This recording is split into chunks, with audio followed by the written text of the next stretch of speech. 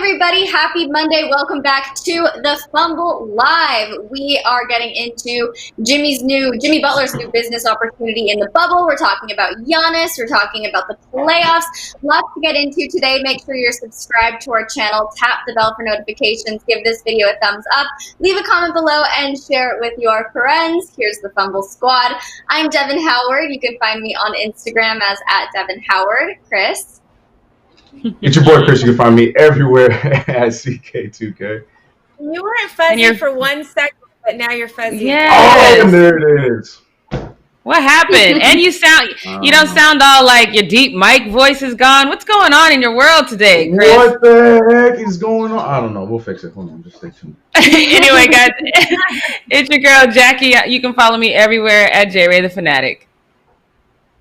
Hey, what's up, guys? It's your girl, Britt Johnson. You can follow me on all social media at I am Britt Johnson, and feel free to make me blurry today because I don't have any makeup on, so I don't mind being blurry today. Britt, you look beautiful, and we're happy to have you. you. Yes, you do. We missed you in the but I got tan. I was voting tan. Yeah, we can tell you tan. That's good. Who needs makeup when you get that sun kiss, girl? Nobody. You don't need makeup when you get sun kissed. This is the Lord's filter. Got that right? Vitamin D. All right. Well, you guys, we have the Fumble Squad back together again as a whole unit. We're going to have Britt's takes at the end of the show. What we're not going to do, of course, we're getting into the post-up. But before we do that, let's talk about Jimmy's business inside the bubble. So Jimmy Butler is turning his time in the bubble into a booming business.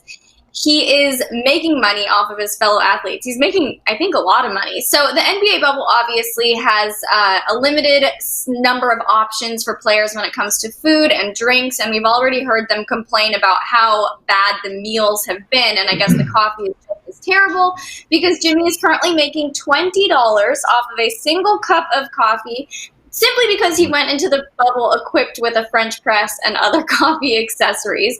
It doesn't matter, as you can see here, if you buy a small, medium, or large coffee, they all cost $20. So you might as well get the large, that's my thinking. But he must be making some pretty good profits because that's an expensive cup of coffee. He also said that he plans on opening a coffee shop after his NBA career is done. So if you want to try out the Butler brew, you can eventually. But let's check out the clip here, okay? Leo's going to roll that for you right now. I'm working on my coffee skills. After my career, I'm opening my coffee shop. Right now, I'm charging $20 a cup. So if you want some, come through. People think you're joking, but you have a French press here, right? I got everything. $20 a cup. Small, medium, and large. All of it's $20 a cup. So. Wow, okay. He also plans on increasing the price to $30 a cup just because the demand has been so high. And my thinking is hopefully he doesn't serve up some decaf to an unsuspecting opponent who's expecting a caffeinated beverage, because that would really suck. I don't really have any real questions about this story. It was just a funny little tidbit from the bubble. But I guess, Chris, maybe you can answer this. Is this a low-key genius idea? I mean, add to the shop. We had we've seen other shops. We got Patrick Beverly over there selling the white tees. We didn't get an update on how that's working out for him. We got old boy on the Grizzlies. Well, not anymore because he's gone. But he had the candy plug. Yeah, sorry. Candy shop.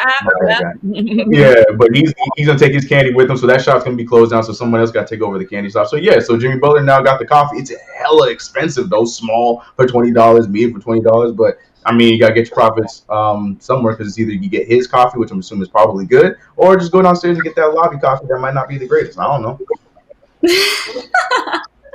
Yeah, I think it's a funny idea, and I think it's cool how these athletes are turning the bubble into this little community with these different shops. And I know it's all it's all fun games, but I don't know. It could be a good idea for him. Britt, do you feel like he's making a lot of money off of his specialty coffees?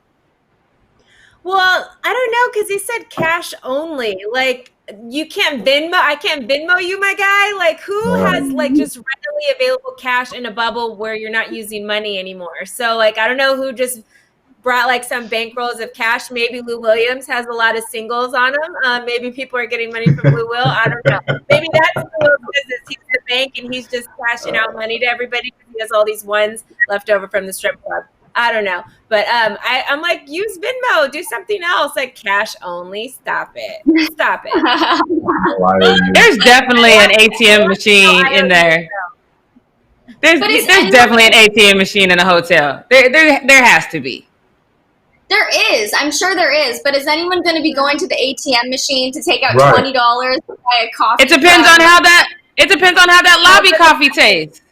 If the lobby coffee is trash, then yeah, they're going to be doing it. And I think this is genius because if he really does open his coffee shop afterwards, they're going to replay this whole clip from this thing and be like, oh, now you can get it. And now it's only going to be like $7 for us, non-millionaires. Hopefully. But it better because I'm not paying $20 for no cup of coffee. I don't even drink coffee. But I was...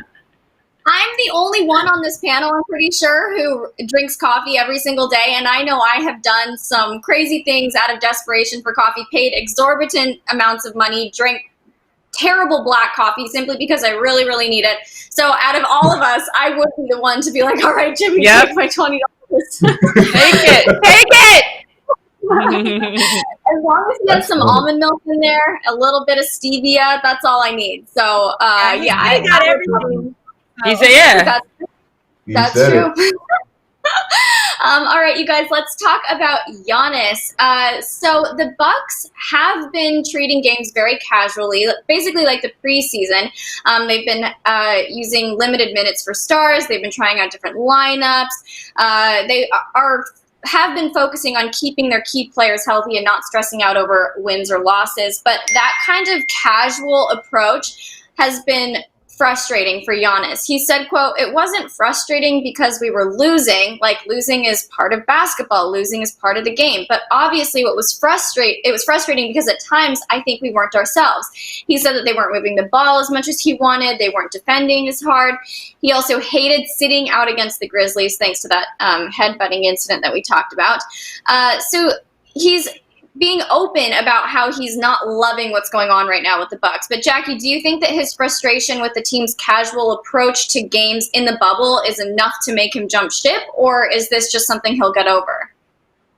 No, this is definitely not enough. I mean, the bubble we said that when play originally started, it looked like an all-star game for a couple of weeks, with everybody. So, and I do think their minds are probably a little lax because, all of this was just a warm-up for them. They kind of secured the number one spot in the East very early on. So, you go in there, you try some things, you don't overwork yourself, you don't want to get any injuries, you don't want to do anything stupid. I get what he's saying because that's definitely not the injury that you want to, or the energy you want to take going into the playoffs.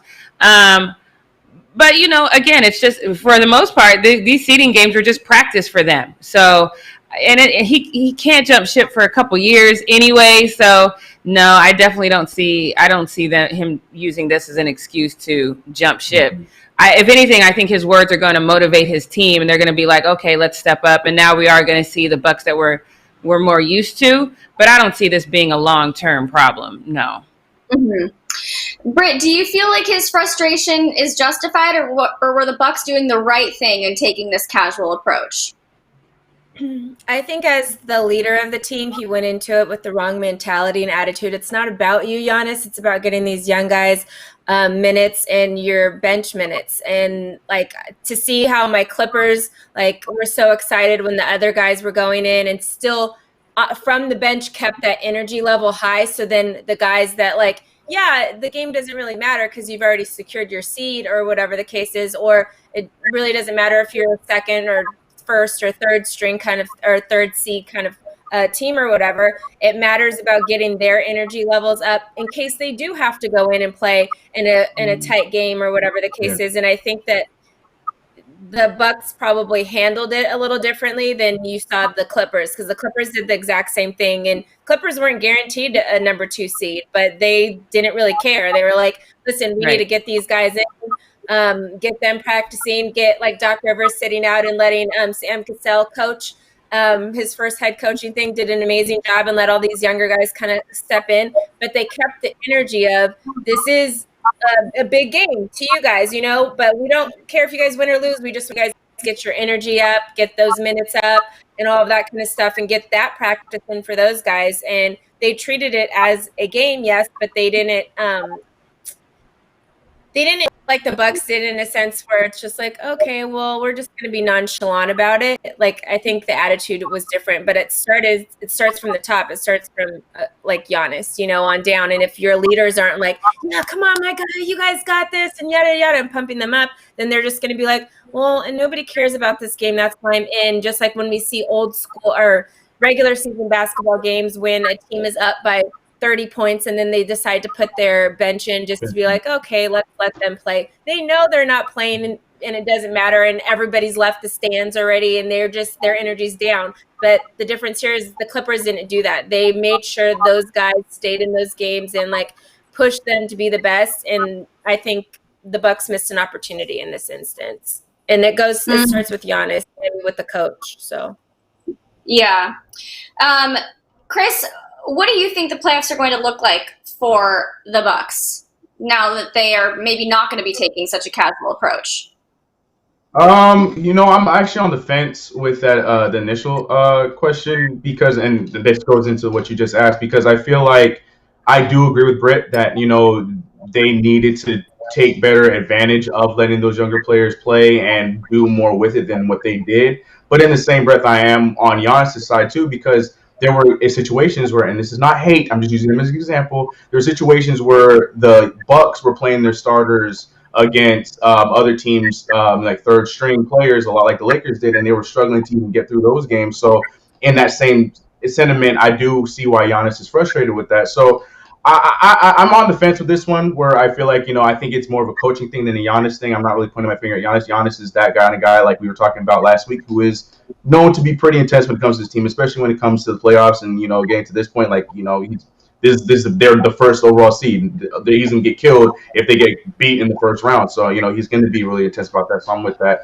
So what we're going to see in the playoffs, let's hope we see a better version of what we saw in the bubble. Let's hope we see regular season Bucks rather than what we saw in the bubble, because this team did not look like that number one overall seed. The Raptors look great, doing exactly like Britt said with the Clippers, because the Raptors played several games that nobody talked about where Kyle Lowry wasn't playing. Van Fleet missed a few games. Like their main players, Stanley Johnson hit some key shots, winning games for them, and their whole bench and energy is looking great, and they're second in the East. So you got to hope that they turn this whole thing around, and maybe it's just now that the playoffs are on, they'll all turn that switch, which you hope for. But I don't know, they got to get it figured out before the playoffs or before today or tomorrow when their game is, because they didn't look great going into it. And to me, I'm looking more at my Budenholzer than I am looking at Giannis.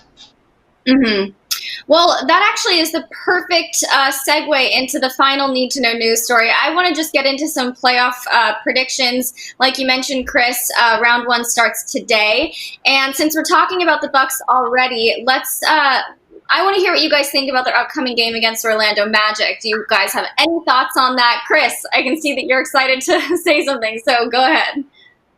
I'm just excited about the playoffs. I mean, that series, I'm not excited about at all. I think the Magic will be fun. I still think they can steal a game because I do feel like the Bucks are sloppy, but the Bucks gonna win that series. I don't really feel like it's gonna be much of a conversation for that one. Mm-hmm. And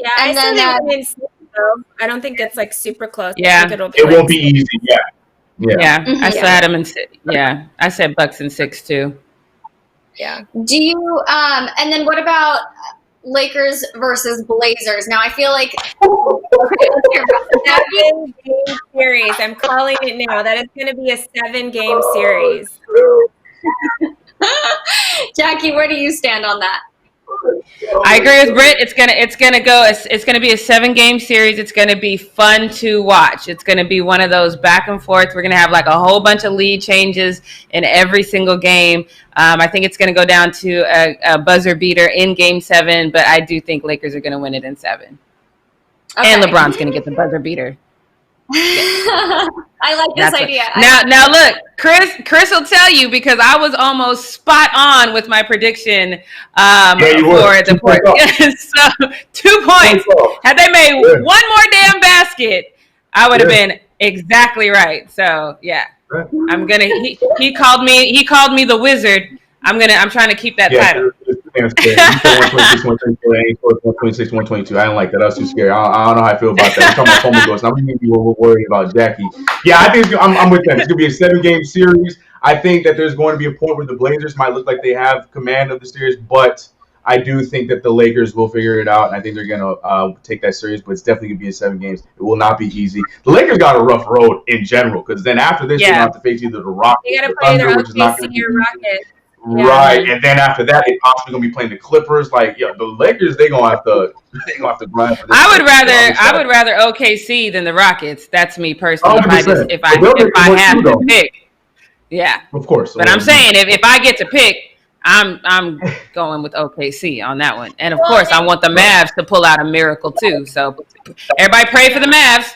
I mean, to start, like, let's shout out Chris Paul though for what he's done with OKC, because like once they lost their team last year, like OKC was not they like were going into the seasons ranked 22 or 23 in the league, like out of 30 teams, you know, and then to even make like the playoffs, and they didn't just barely make it, you know, like I don't know if they're fifth or 4th seed. They're 6. It's one of those. Well, you're right. Yeah, they're there. Whatever. But to see what like Chris Paul has been able to do with that team, I like shout out. And then Andre Robertson's back in the game. Like we haven't seen him play in 2 years, so it's cool to see OKC kind of get in there. But obviously, I would say the Rockets are going to win that series too, and I don't think it's going to be as close as. I think that's going to be like a 5-game series, honestly. Unfortunately, for OKC. What about Clippers and Mavs, Britt? What's your prediction? I think that's a 5-game series too. 5 or 6 game series. Obviously, we play tonight, and we're possibly going to be playing without 3 of our guys. So who knows what the first couple games are going to look like? But I don't see that going to 7. It'll be 5 or 6. But only because we have 3 guys that are possibly they're still like to be determined for tonight, and that's biggest thing I'm worried about. But I think overall, like we're pretty healthy. I think we did a good job. I think our bench does a good job. I think we play pretty well against the Mavs. I think it'll be fine. We'll be good this series, hopefully. And then but you know. And then just to wrap up this final need to know news story, let's talk about the Celtics versus 76ers. What are you guys thinking for that? Let's just go down the line. Chris, you start off. I think it's gonna be sweet. I'll give him a gentleman's sweep. Let's do 5. All right, Jackie. I say it's a sweep. I'm going a regular sweep. No gentleman in it. Just a regular old sweep. Sorry, Chris. I know you're trying to be all gentlemanly and just a regular old broom and a dustpan. It's more. I'm trying to give some credit to Embiid. I'm thinking that maybe Embiid and Tobias might manage to get something. Might get a game, but no. If it's a sweep, then okay. I'm not crying. Tobias is going to have to try not to provide an assist with his face, because he's never going to be able to live that down. That's a bucket. Give Tobias 3 points. Tobias went last year when he was with my Clippers before he got traded, right before All-Star Week, and before that, I said he was the biggest snub for All-Stars. Like, he was the biggest All-Star snub. He literally the Clippers made the playoffs last year, you guys, with not Paul George and not Kawhi on that team. We had no stars. The only semi-star we had was Tobias until he left during All-Star Week. So I think Tobias is a really good player. I feel like he's actually played better with my Clippers than he did with the 76ers. The beginning of the season, I thought he was still good the beginning of his run with the Sixers, but he's fallen off since then, kind of. I like Tobias, but they're getting swept. They're just – I'm sorry. The 76ers just have not lived up to what I thought. And like literally, what is it, 6 years now? Because there were 3 years in a row where they had a top 3 pick, you know, like they had full Phillips, they had Joel Embiid, they had Ben Simmons. Even before that, they had Jahlil Okafor, and so I'm like, you guys, they're literally creating this master team. 3 years ago on the Fumble, I said the Sixers are going to be one of the best teams in the league, even though they were so bad that they had such a young squad. And then they lost Markel, lost Jalil, and they just haven't figured it out. But they've had top picks for years and years because they were so bad for so long. And I thought they were going to be so great, and they just let me down. They just let me down. I said the Sixers were about to run in conference, and they had everybody to do it with, and they didn't get it done. So Sixers aren't doing nothing. They're getting swept. It's a Go off, Shake. disappointment. That's all I care about. All right, you guys. Well, let's wrap up Need to Know News. And Chris, can you let us know what's been happening on social media? Yes. It's time for Post Up with your boy Chris. Quarantine and full fuzzy edition. All right, here we are, ladies and gentlemen. Buckle up. I was hoping that maybe it'd go away, and it did not. But we did talk about the Los Angeles Clippers, and we were talking about their very, very balanced approach in the bubble, and it worked in their favor at quite a few times where they sat there, or even they would play some of their starters, but they wouldn't play many minutes, and they would let all of their third string, their younger, G leaguer guys go out there and play, and they were doing a great job with it. One of my favorite picks that I was hoping we would get out of the trade from the Clippers when we gave you guys Marcus Morris was Terrence Mann, who Clippers, again, that man Jerry West is a genius because he knew what he was doing when he denied that deal. Because Terrence Mann has been a great piece for them, and he had a great game in their final game of the bubble before the playoffs on Friday, where he damn near had a triple-double. He had 25 points, 14 rebounds, and he was 1 assist away. And after he had a nice play before a timeout was called, Kawhi Leonard made sure he pulled Terrence Mann aside and let him know, you got 1 assist to go. Get your assist and get that triple-double. So here's that video. For Terrence Mann. Oh, man, you're just so happy for him. You're just so happy for him. And you see Kawhi Leonard right there say, you need 1 assist, young fella. Also, I need to watch more Clippers games because I just found out later on that it was Chauncey Billups that stepped in the booth for you guys. I love Chauncey Billups, so I didn't know that, so now I need to watch more Clipper games. How you know that? Where have you been? I didn't know. I don't watch Clipper games from their station. I apologize. That's on me. We got all the stars. We got Corey Maggette up in there. We got everybody. Yeah, I knew that. We got Jerry West. We got Sam coaching now. Right. The Clippers ran by former players. Everybody with the Clippers, everybody around the Clippers is a former player. That's the best thing to do for them to go forward. But anyways, but Terrence Mann was asked about what happened at the end of that play, and like Chauncey had said, and like we had all expected when Kawhi was talking to him in that play, he definitely did tell him to go get that 1 more assist, get that triple double. But he also was a really good leader about it and how he's been treating him and the other younger players for the entirety of the season. It's just the Clippers right now are just in kumbaya mode, and that's going to be pretty scary for other teams. But here's Terrence Mann talking about Kawhi and the other vets. That moment was awesome. He was just telling me, you're 1 assist away. Don't force it, but go get it. And, just having the leadership of these guys all year has been amazing.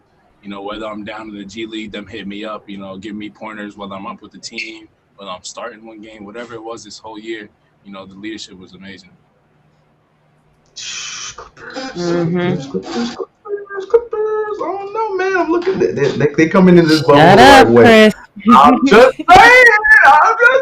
Anyways, moving on from Kawhi silently coaching his rook on the sideline to CJ McCollum loudly letting us know how he was feeling in his game, and I gotta give my man CJ applause because in the live when me and Jackie were talking about it, I was very critical of him. I understand the back thing and whatnot, but look. You can have all the injuries in the world. I don't care how bad it is. If you decide to play and you know that you CJ McCollum, possible All-Star every year, CJ McCollum, if you're going to play, I'm going to expect you to go out there and still play well. And CJ said, you're right.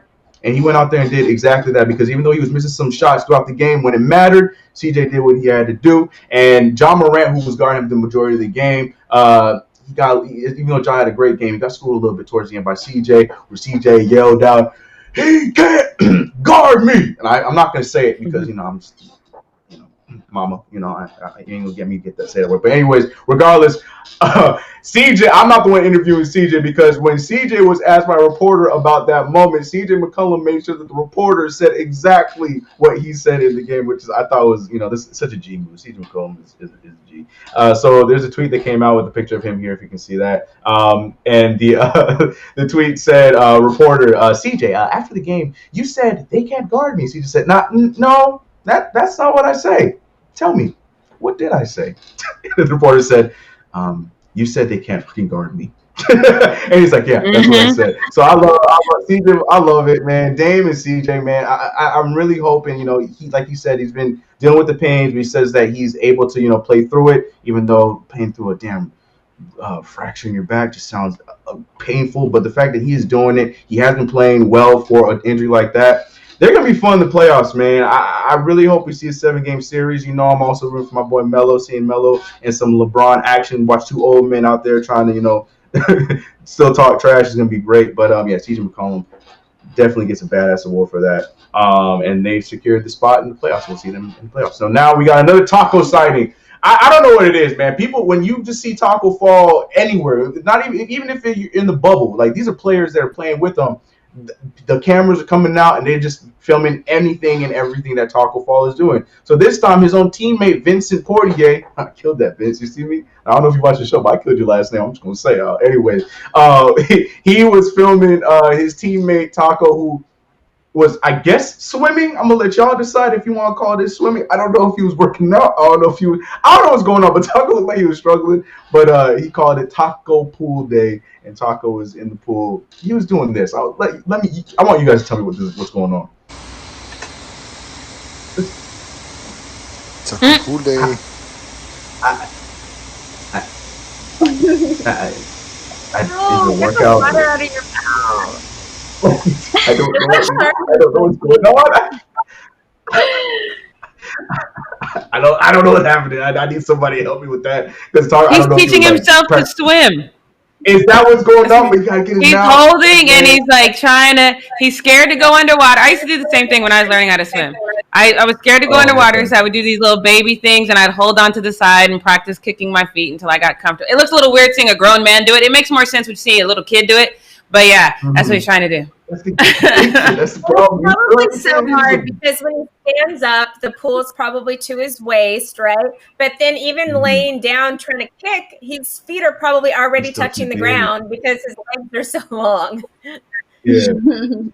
Oh man, I don't know. I love it though. But we're about to learn everything that Tacko's doing in this bubble because we've seen him work on his golf swing. We've seen him out here learning how to pat his head and rub his belly, and now we've seen him learn how to swim. We're learning everything about Tacko Fall. One of these days, we're gonna catch somebody filming him writing a book because Tacko Fall, whatever he's doing, somebody's filming it. So Tacko, go ahead, man. Learn how to swim, bro. Take advantage of the time in the bubble. I'm with it.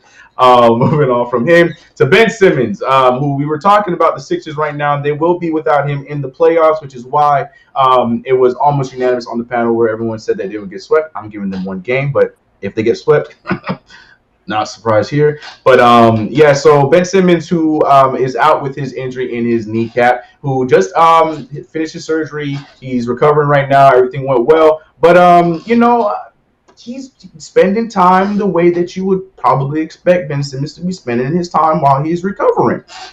He's scrolling through IG, checking out some IG models. That's just the way it is. And the thing is, I guess people are just so obsessed with whatever Ben Simmons is doing when it comes to any kind of IG model of any type.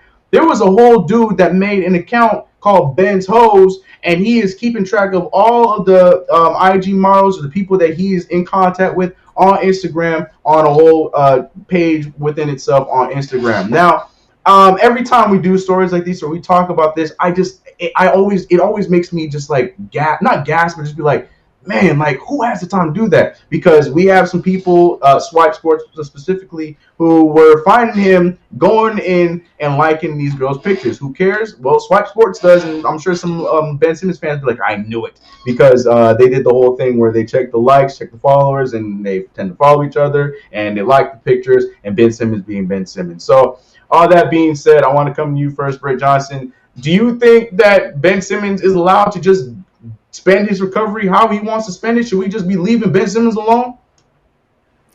Yes, I'm just happy he's finally getting over Kendall Jenner. Whatever it takes, get another girl to stop liking Kendall Jenner. That's all I want from him. I don't want him to be liking her pictures. She's moved on to Devin Booker.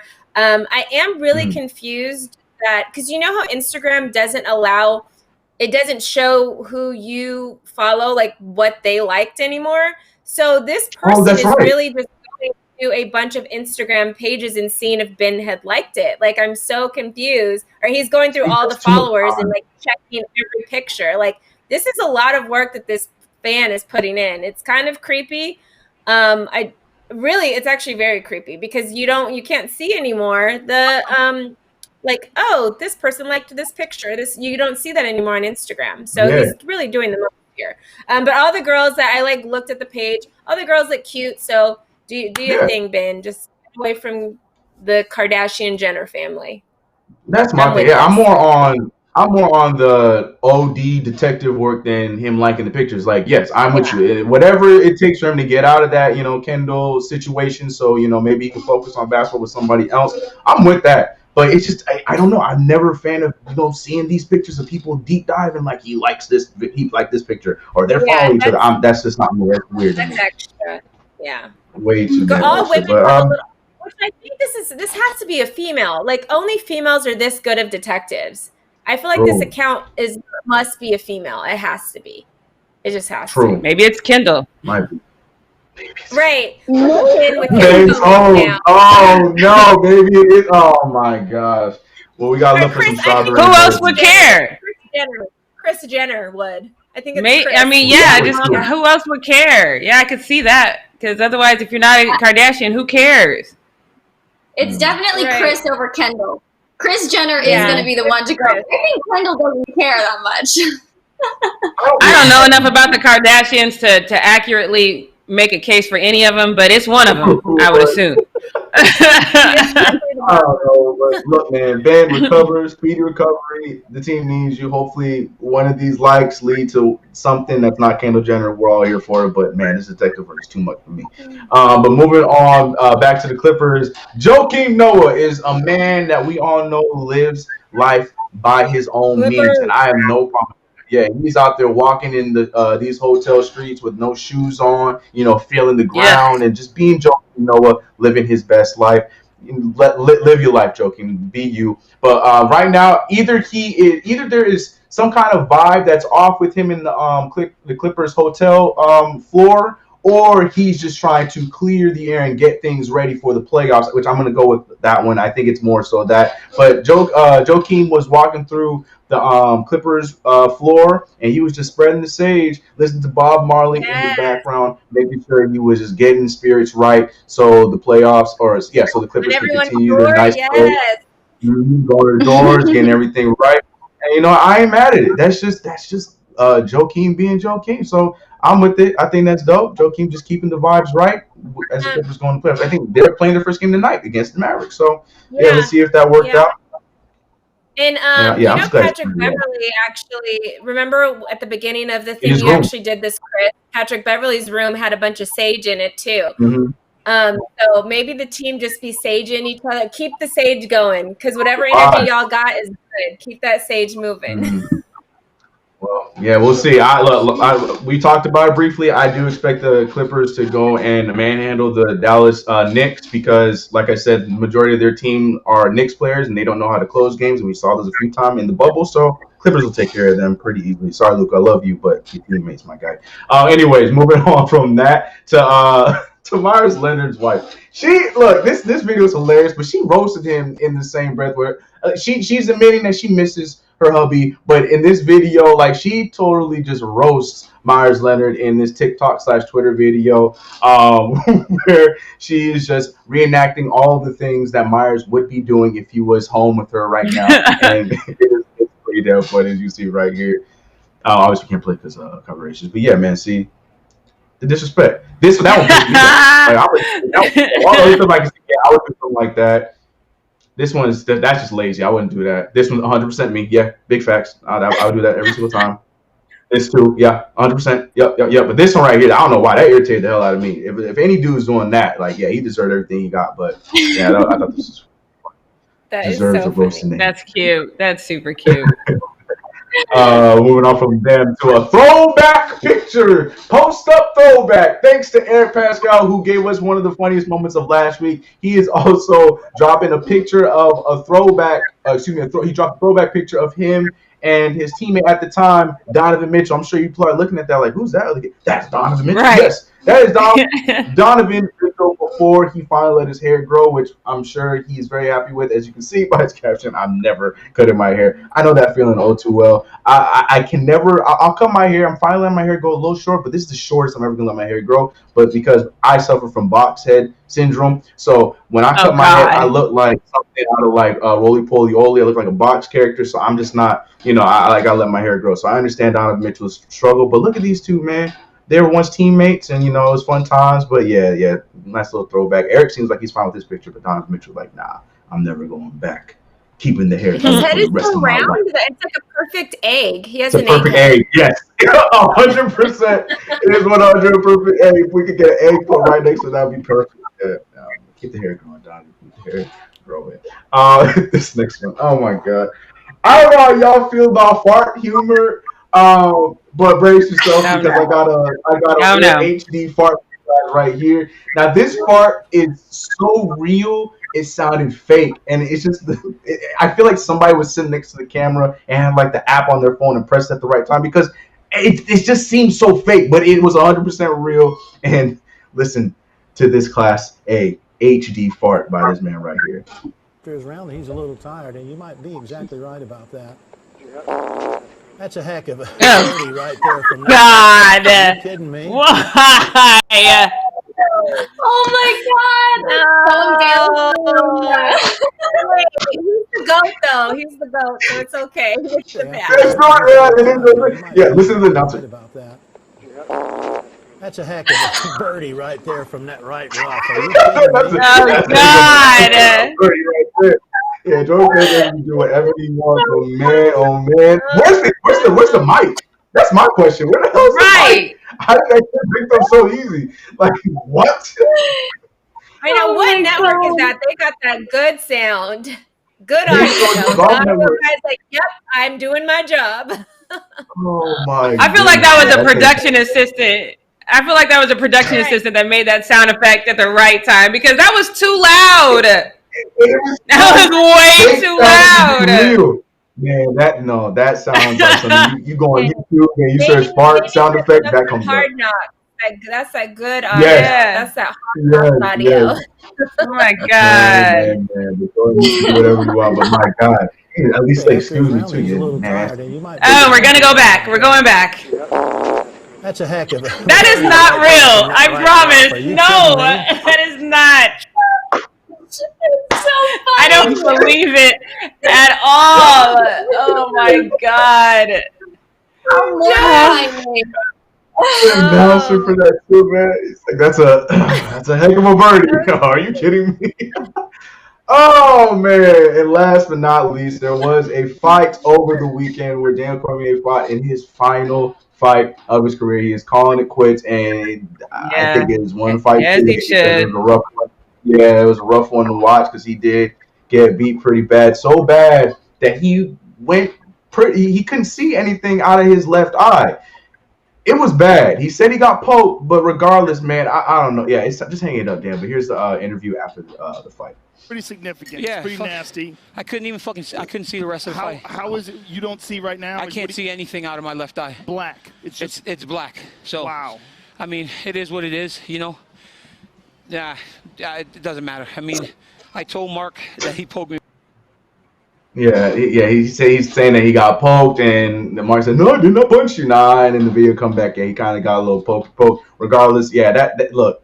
If you need any more time, my guy, I think you got the sign right there. So yeah, he's calling the quit. He shouldn't have fought anyway. I don't know. Did you see his interview on First Take before the fight? He shouldn't have fought. Like everything he was saying was about. He wasn't even really talking about the fight. He was talking about life after the fight and how tired he was. And I'm like, dude, why are you getting in the ring if you're this damn tired? Yeah, it was. This is the fight that I was looking forward to for the weekend. So it was not fun to watch, like at all. So yeah. But hey, man, yeah. Yeah. Had a hell of a career. Not a way to go out, but you calling it now, and yeah, good career up until that last fight. But that's it for me over here on Post Up. I'm all done. Take it away. Yay. All right. Blurry. Thank you. Blurry can edition. That's what that sounded like. Blurry can edition. Thank you, Chris. The fart humor story, I mean, that really got me. So feel, mood around for the day. I have the sense of humor of a 4-year-old, so whatever. Oh my God. You're not alone.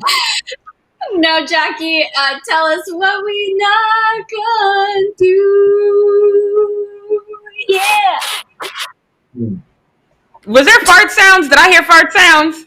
Yes, compliments of Britt Johnson. Okay, thank you. Britt, that was absolutely the worst fart sound ever. That sounded more like a shart than a fart, just so you know. I had my James Harden hat on. I was thinking James Harden in this moment. Oh God. Oh my God. Here we are. Okay, look, I'm going to move us off of this really quickly.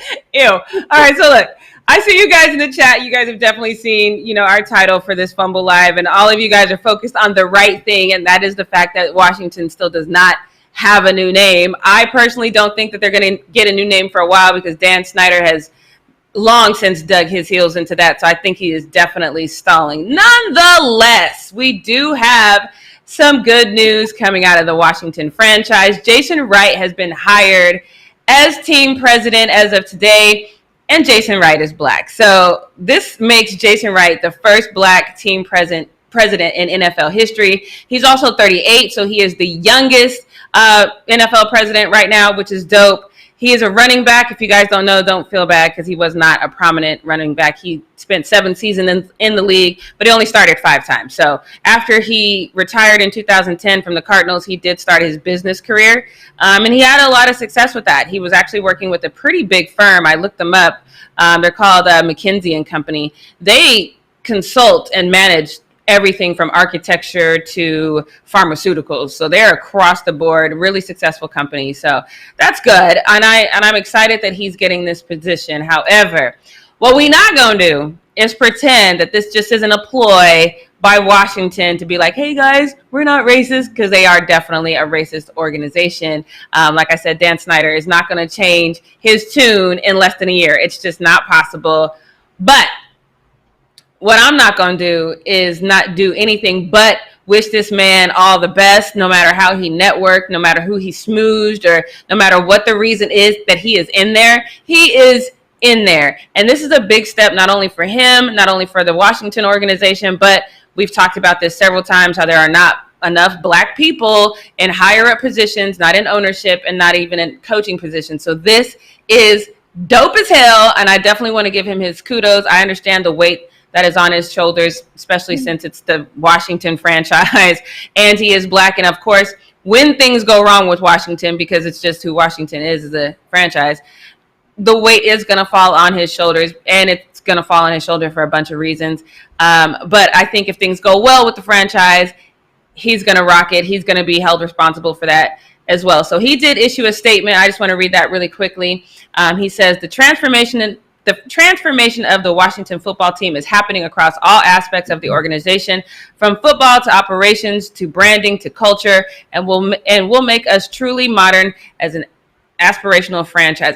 He's reaching on that one. But again, he's the president now, so that is his job. His job is to say, hey, we're going to stay the course. We know that we've represented racism for a long time, and I don't think he's just going to change the look for Washington. This is a big step for the NFL as well. So I want to go to you, Chris. Like I said, I know this is just a ploy. I know why he was put in this position, but do we care? Are we just super excited that now we have this young black guy? And that's what I think is key too, is that he's young. So he doesn't have this old mentality. He's not going to be swayed by the old folks in the room.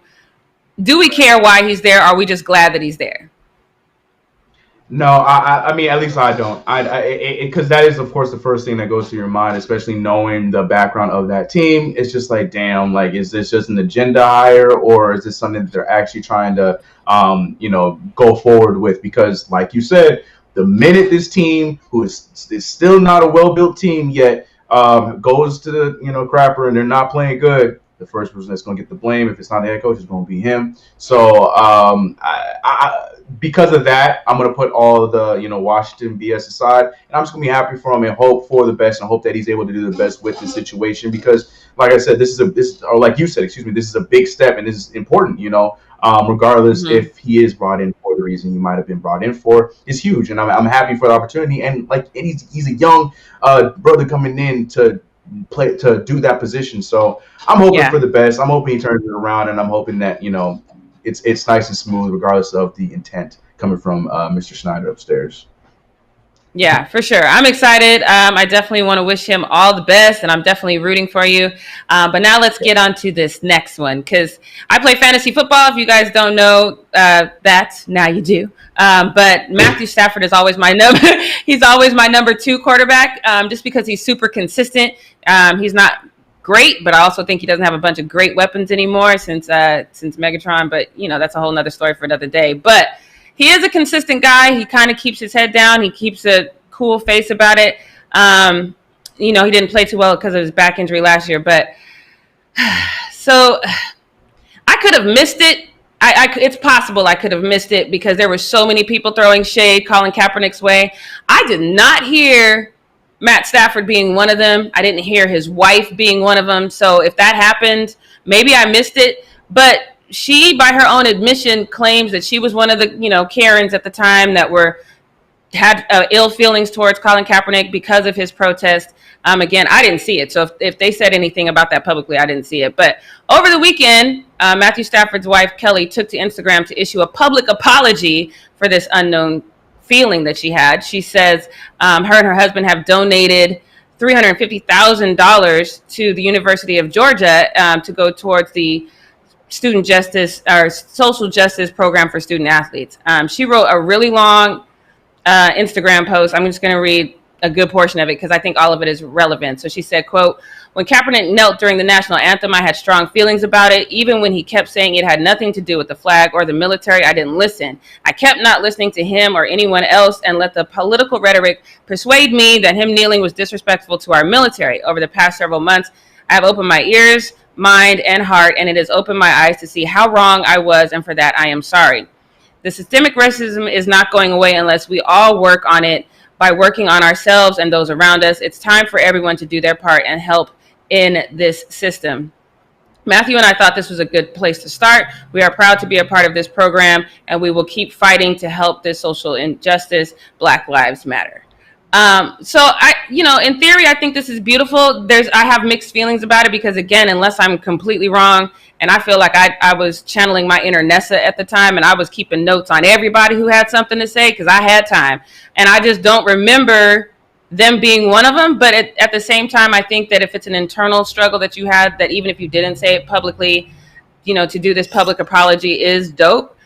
On the flip side, while she was all in her feelings, in 2017, Matthew Stafford signed a 5-year, $135 million contract. So I don't know if this $350,000 to your alma mater is something that I feel is a big deal.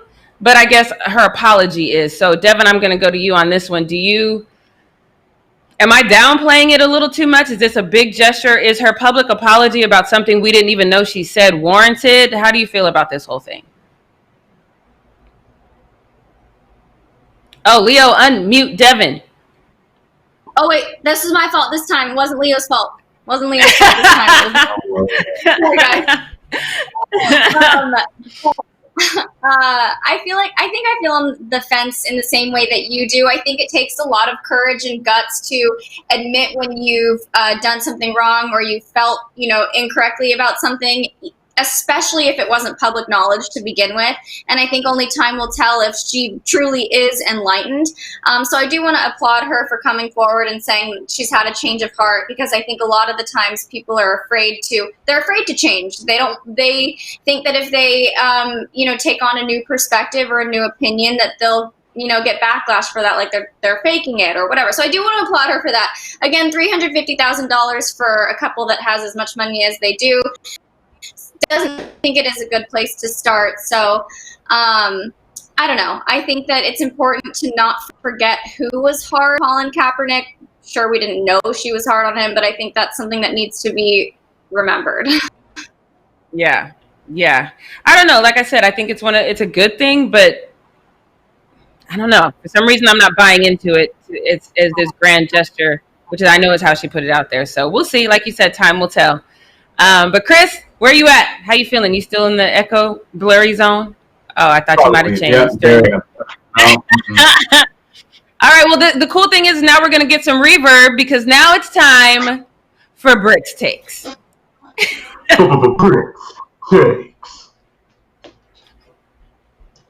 I don't get any farts, guys. Come on. Oh, yeah. No? That was a shark. Oh, God. There it is.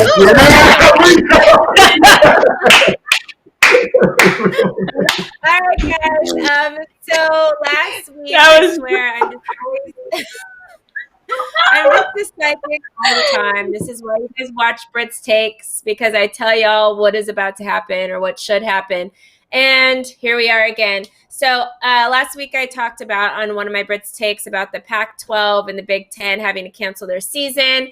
I told you how much it's going to hurt players, especially players that don't have that much film, like Justin Fields, who started for the first time last season. So although we know he is going to the league after this season's over, he is a top 10 player to be did according to ESPN's latest mock draft. And I said it's going to hurt guys like him because he is his job is to throw to people, and if you can't play a season and you don't have in real time actual plays of stuff happening, then that's not very good. Like there's only so many drills you can do in a combine as a quarterback to show your skills. You need that in time game stuff to show and have footage of that stuff. And like I said last week, he only has one season of that. So I said he was probably the number one guy I was worried about, as his draft stock could drop just because he's only had this one season. Obviously, we know Trevor Lawrence is another guy up there, but he's been starting for the last couple years, so he has more footage and stuff like that, but Justin Fields doesn't.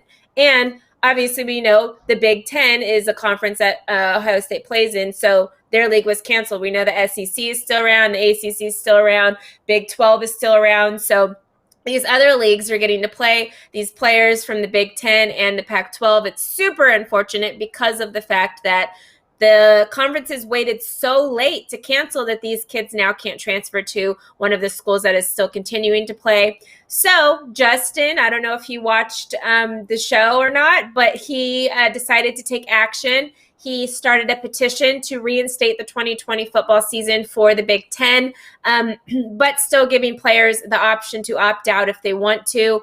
Right before the show, I checked it. It was roughly 225,000 signatures that it got this morning. It started just a couple days, or Saturday night, I think, is when he put out the petition. So far it has had over 225,000 signatures on it. The Big Ten acknowledged that they did know that the petition was circulating around, but they did not want to release a statement at this time, so they haven't said anything.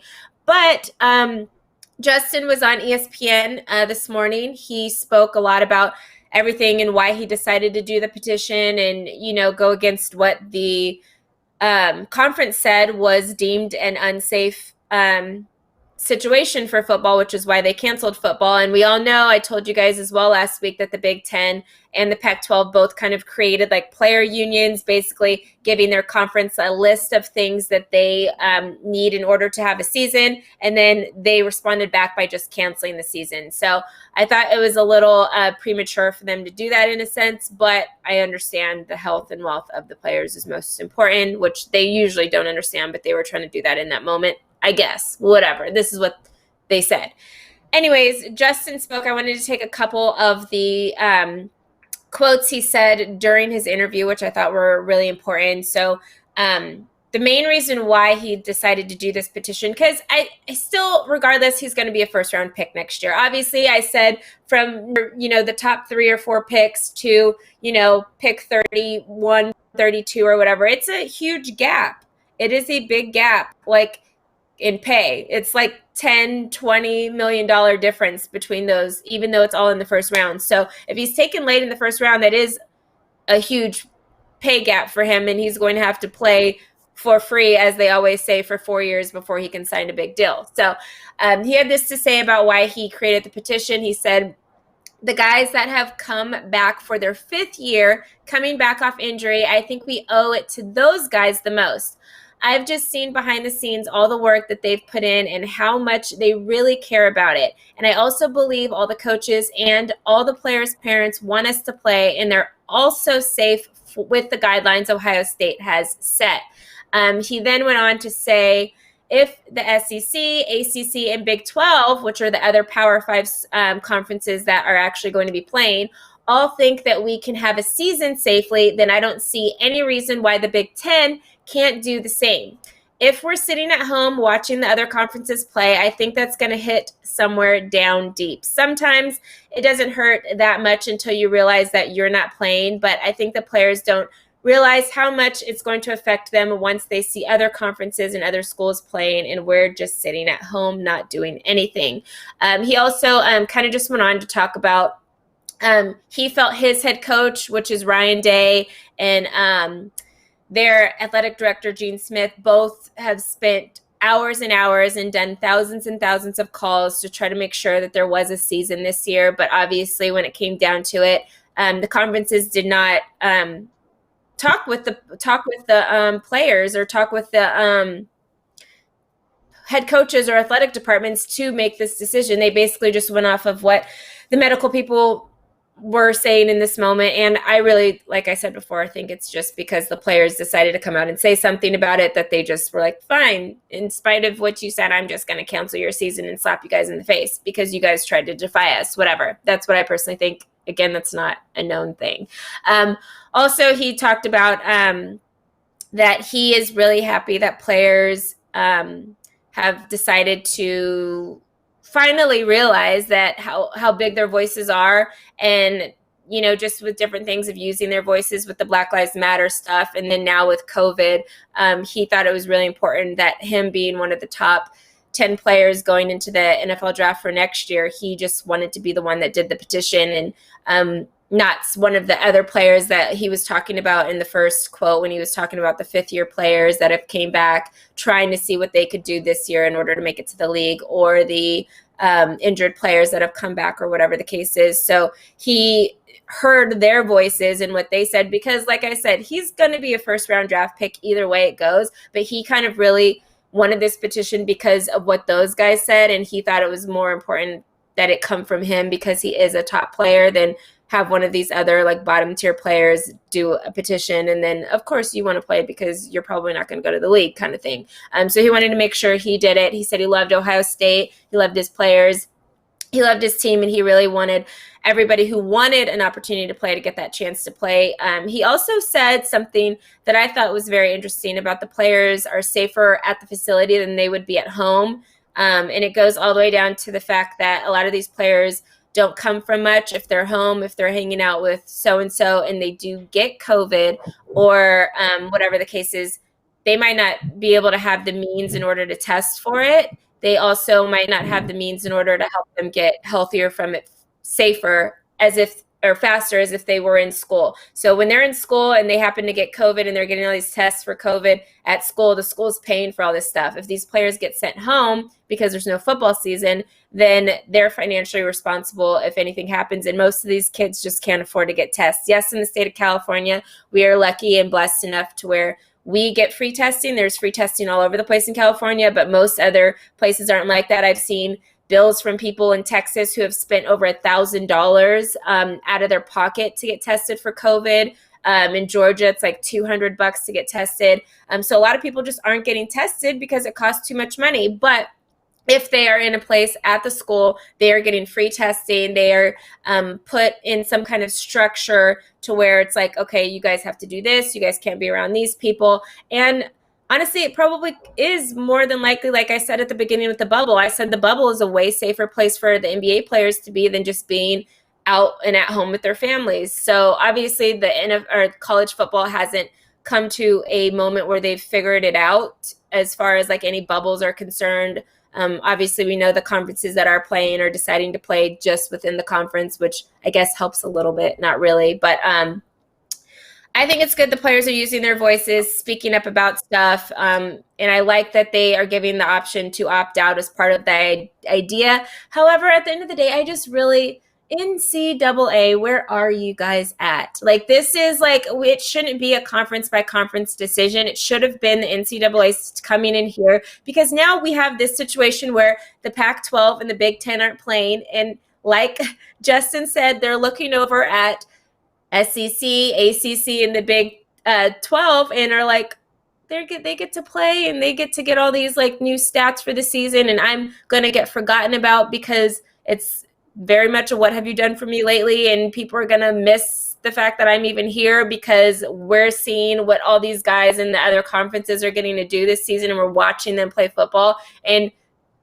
honestly, like a lot of like scouts are going to forget about players from the Big 12 and the Big 10, or unless they were already a huge player like Justin Fields is. So I think it's really sad. I think the NCAA needs to kind of step in and say all of them are canceled, is my personal opinion, or all of them play, because this moment is like very sad. And I don't know what's going to happen moving forward. I don't know how much of a football season we're going to have. Chris, my question is going to be to you. Do you think the Big Ten will actually listen to the petition and reinstate their football season for 2020? And also, do you think that the NCAA should step in? Oh boy, both of those questions. Sorry. Yeah, very difficult. Should they step in? Yeah, because Justin Fields had even mentioned the fact that, you know, some of these players from those other teams, or the majority of the teams in the Big Ten, watching other divisions playing football, it's gonna hit different. It's gonna, you know, rub a lot of players the wrong way. And we understand that, you know, NCAA has always been, you know, we'll let the divisions handle themselves, which is, we've all agreed, has been very stupid. But I don't see, because the Big Ten being as big as it is, I just unfortunately don't see them backing down on their decision, regardless of how many signatures that Justin Fields gets on this petition. I hope I'm wrong, 100% hope I'm wrong. Just going off of, you know, how NCAA and especially how the Big Ten would go, I just feel like they would not back down on that. And do I think that NCAA should do something about it to make this a universal, or at least a college-wide decision? Yes, I do think they should. Yeah, I think that they should. But will they? No, because they don't want to be the ones responsible for any decisions of that kind of magnitude. It's just in their DNA. It's what we've been seeing and what we've been expecting for all these years. So I'm not expecting them to be. They're going to let the Big Ten get the hate, not the NCAA get any more hate. You know, so I don't think they will say anything. Should they? Yeah. But again, as far as the Big Ten, you know, at least looking back on this decision and seeing if they'll you know, decide to come back or decide to come up with another idea.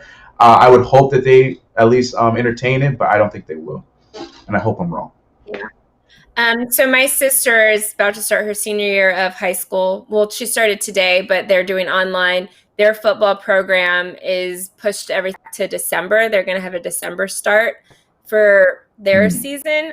Do you think that's an option that college football, like the Big 12 or the Big 10 and the Pac-12, should look at? Like, I know I talked about last week about possibly doing a spring kind of situation. Do you think for those fifth-year athletes and those athletes that, you know, not the Justin Fields, obviously, not the top players, are obviously not going to participate, but do you think it's worth it just so NFL scouts can see these guys, these other guys, and not just focus obviously on the guys that we're going to see play this season? Yeah, for sure. I think any option is a good option at this point. I think that, you know, we heard about the NBA going through all these different scenarios and going back and forth until they finally came up with the perfect solution. Even in that perfect solution, there's still things that need to be fixed. And I feel like that's how this, and I'm hoping the NFL is handling too. I feel like, you know, any idea is a good idea as long as, you know, they're all communicating on that. And I think that, you know, December, I mean, there's still a lot of things that need to be figured out, but I would prefer any idea rather than just, you know, kavajing the whole thing and, you know, just, you know, we can't figure it out. We're not doing it. Cancel it. It's over. We'll talk about it next year. Like I think that there should still be a conversation to find out some sort of way to work around this. Right.